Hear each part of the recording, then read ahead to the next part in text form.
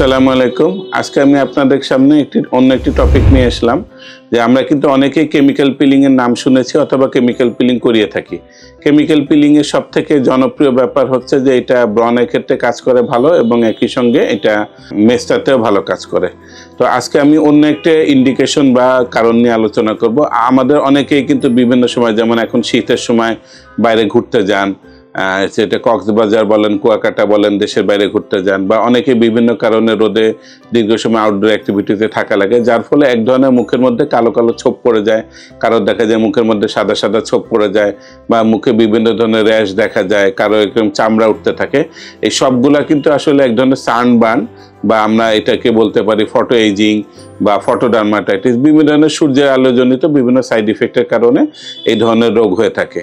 তো এই ধরনের সানবার্ন বা ফটো এজিং, এটা কি কেমিক্যাল পিলিং এর দ্বারা কাজ হয় কিনা, এটা আমি আমার দর্শকদের এবং রোগীদেরকে আশ্বস্ত করতে পারি এটা খুবই একটা ভালো ইন্ডিকেশন। এবং এই ধরনের সূর্যের আলোজনিত যে পোড়া দাগ বা এরকম চামড়া যে নষ্ট হয়ে যাচ্ছে, এটা কেমিক্যাল পিলিং করলে খুব তাড়াতাড়ি ভালো রেসপন্স পাওয়া যায় এবং একই সঙ্গে অন্যান্য খাওয়া বা লাগানোর ওষুধ বা বিভিন্ন অ্যাপ্লিকেশনের থেকে খুব দ্রুত রেজাল্ট আসে। এবং দেখা যায় সাধারণত ব্রণ বা মেস্টার মতো 5 থেকে 6টা বা 8টা সেশন না করা দেখে 2 থেকে 3টা বা কারো ক্ষেত্রে একটা সেশনের দ্বারাও এরকমই সূর্যের পোড়া ভাবটা অনেকটাই চলে যায়।